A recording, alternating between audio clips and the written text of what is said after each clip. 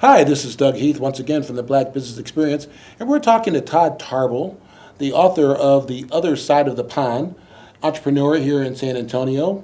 And Todd's a self-made man, and we heard about that in the last segment. For this segment, Todd's going to talk to us a little bit about what helped him to become an entrepreneur. Well, what was really important to me is that I was willing to. Life is short enough to where there's no such thing as risking it all or taking a chance. And that was really critical for me to understand that I had to live my dreams at every single moment. And life is priceless. And so that was really important. That is a fascinating statement. So you live your dreams by the moment. You know, a lot of us don't do that. A lot of us don't take time to smell the coffee. We don't celebrate our successes. That's excellent. Thank you. Can I use that? Yeah, you sure can. You sure can. You sure can. One thing that I realize in life is that your life is so priceless. Do not waste 1 second being unhappy. In this day and time, in this country, there's no excuses for your unhappiness.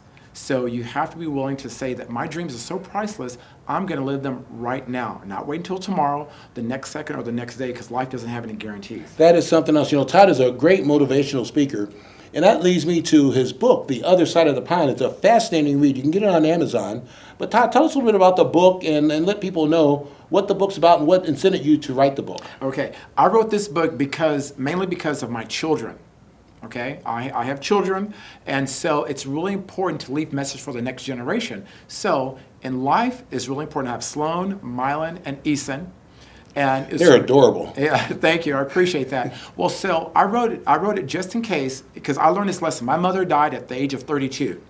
But she left a series of messages for me over the course of a summer. She died of cancer. So the Bless her heart. Yeah, so the term "the other side of the pond" comes from my mother. What my mother did for me.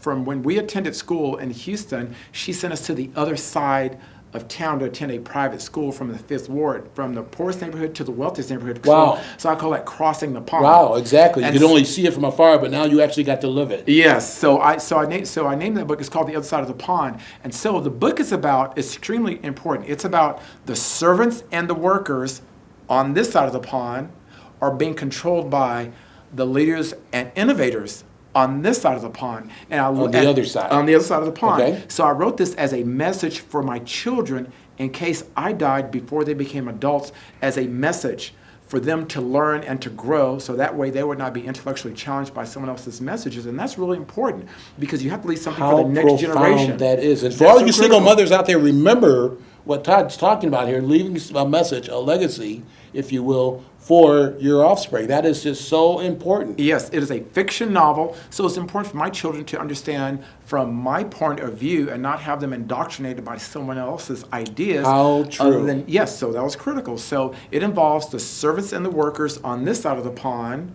or how you're being controlled, I'm being very candid, by the leaders and innovators. So it's a thinking process to be able to produce for yourself, or to be able to have your own dreams and goals, and not to be controlled by someone else. So if you're going to be on the other side of the pond with the thinkers and the financiers, you have to think like them. Yes. And you have to learn how to live in that environment. Yes, it's really important. And not be treated like a producer, so to speak. You're correct. Okay. Because it's not physical strength that makes you a man or makes you a woman. Okay. A person who weighs 220 pounds, who has muscles, is still weaker than the person who weighs 150 pounds, who's writing a check for you.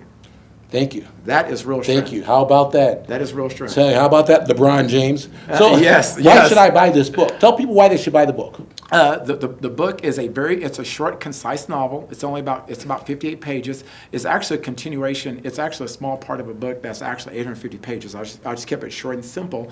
And the reason why I should buy this book is because it is a way of making sure that you are aware of your position in life.